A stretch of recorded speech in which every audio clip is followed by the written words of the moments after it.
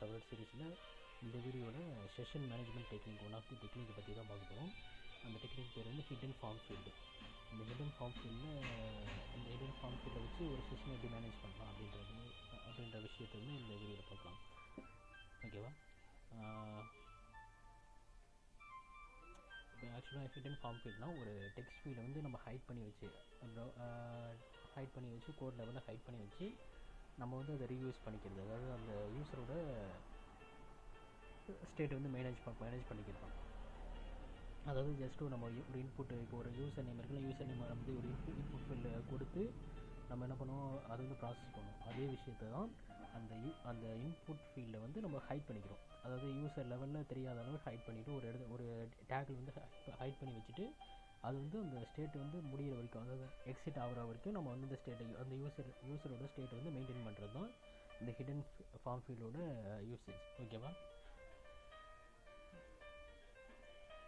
அதாவது என்ன சொல்லியிருக்காங்கன்னா, ஒரு இன்ஃபர்மேஷனை ஸ்டோர் பண்ணி அதை ஹிடன் ஃபீல்டில் ஸ்டோர் பண்ணி அதை வந்து இன்னொரு சர்வலெட் மூலிமா கெட் பண்ணி பார்த்துக்கிறதுக்கு தான் பார்த்துக்கிற மாதிரி இங்கே சொல்லியிருக்காங்க. இது மோஸ்ட்லி எதுக்கு யூஸ் ஆகும்னா,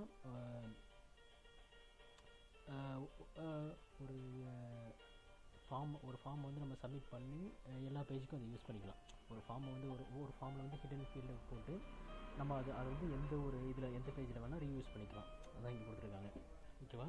அதே மாதிரி இதோட சின்டெக்ஸ் இன்புட்டு ஒரு டைப் ஒன்று கொடுத்து அந்த டைப் வந்து ஹிடன் பண்ணிவிட்டு அப்புறம் அந்த யூசர் நேமோட நேமு அதுக்கான வேல்யூ இந்த வேல்யூ வந்து இந்த ஹைட் பண்ணி வச்சுட்டு நம்ம வந்து கிளைண்ட்டுக்கு அதை வந்து விசிபிள் பண்ண மாட்டோம். ஸோ அவங்களுக்கு வந்து தெரியாது கிளைண்ட்டுக்கு.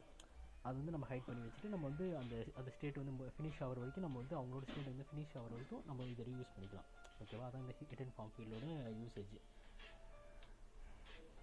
அதாவது டைப் வந்து ஹிடன் கொடுக்குறோம். நம்ம இது மற்ற இதில் டெக்ஸ்ட்டு அந்த மாதிரி விஷயத்தை கொடுப்போம். இது வந்து இந்த டேகு அவங்களுக்கு விசிபிள் ஆகாத அளவுக்கு நம்ம வந்து இது பண்ணுறோம். அதுதான் இங்கே கொடுக்குறது. இது மோஸ்ட்லி பெரிய ப்ராஜெக்ட்டில் எப்படி யூஸ் ஆகும்னா, இப்போ வந்து நம்ம ஜாவாவில் ஒரு கமெண்ட் பண்ணி வச்சிட்டோன்னா அதை ரன் பண்ணுறோம். கமெண்ட் பண்ணி ஒரு கோடு லைனை வந்து கமெண்ட் பண்ணி வச்சுட்டு அதை ரன் பண்ணும்போது அந்த கமெண்ட் பண்ண லைன் வந்து எக்ஸிக்யூட் ஆகுது, மற்ற எல்லாமே எக்ஸிக்யூட் ஆகல. அந்த மாதிரி இதில் வந்து இப்போ நம்ம ஒரு ஹிடன் ஃபார்ம் ஃபீல்டுன்னு கொடுத்துட்டோன்னா, இந்த இடத்துல ஹிடன் சொல்லிட்டு கொடுத்துட்டோன்னா இது வந்து யூசருக்கு வந்து விசிபிள் ஆகாது. அதுக்காக அந்த மாதிரி, அதாவது நம்ம ஜாவாவில் எப்படி கமெண்ட்ஸ் யூஸ் பண்ணுமோ அந்த மாதிரி இதில் வந்து இந்த ஹிடன்ற ஒரு டைப் வந்து யூஸ் பண்ணுவோம். ஓகேவா? இது மோஸ்ட்லி ரியல் டைம் ப்ராஜெக்ட் வந்து பேஜ் ஐடி, அப்புறம் அதுக்கான பேஜுக்கான நேம், அந்த மாதிரி நிறைய பேஜஸ் இருக்கும். நிறையா HTML பேஜஸ் இருக்கும், இல்லை UI பேஜஸ், இல்லை JSP பேஜஸ் அந்த மாதிரி இருக்கும். அந்த மாதிரி அந்த பேஜோட இன்ஃபர்மேஷன் நம்ம வந்து ஹைட் பண்ணி வச்சுக்கிட்டு அது வந்து யூஸருக்கு காட்டாமல் நம்ம ஹைட் பண்ணி வச்சுட்டு அது வந்து கோட் லெவலில் நம்ம பார்த்துக்கிறதுக்கு தான் இந்த hidden form field mostly use ஆகுது. ஓகேவா?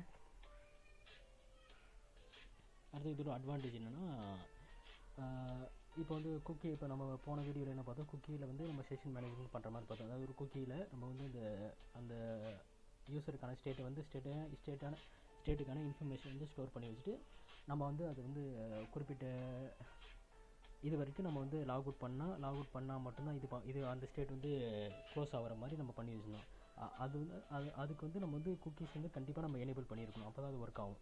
இதில் வந்து அந்த மாதிரி எந்த ரெஸ்ட்ரிக்ஷனும் கிடையாது. நம்ம குக்கி எனேபிள் ஆனாலும் ஒர்க் ஆகும், டிசேபிள் ஆனாலும் ஒர்க் ஆகும். அந்த மாதிரி தான் இது. ஓகேவா? இந்த ஹிடன் ஃபார்ம் ஃபீல்டு ஒர்க் ஆகும். இதோட டிஸ்அட்வான்டேஜ் என்னென்னா, இது வந்து சர்வர் சைடில் மெயின்டைன் பண்ணுறாங்க. ஸோ அது ஒரு டிஸ்அட்வான்டேஜ். அது யூஸரால் மேனிபுலேட் பண்ணிக்க முடியாது. ஸோ அது ஒரு டிஸ்அட்வான்டேஜ். அடுத்து வந்து ஒவ்வொரு பேஜுக்கும் தனித்தனி ஃபார்ம் ஃபீல்ட்ஸ் வந்து தேவைப்படுது. அது ஒரு டிஸ்அட்வான்டேஜ். அப்புறம் இது வந்து ஒரு டெக்ஸ்ட் இன்ஃபர்மேஷன் மட்டும்தான், அது டெக்ஸ்ட் ஃபார்மேட்டில் இருக்க இன்ஃபர்மேஷன் மட்டும்தான் இது வந்து ஸ்டோர் பண்ணி வச்சுக்க முடியும். வேறு எதுவுமே இது யூஸ் பண்ணிக்க முடியாது. ஸோ அதுதான் இது 3 தான் இதோட டிஸ்அட்வான்டேஜ். ஓகேவா? அடுத்தது நம்ம இதுக்கான ரியல் டைம் எக்ஸாம்பிள் வந்து நம்ம அடுத்த வீடியோவில் பார்க்கலாம். ஓகேவா?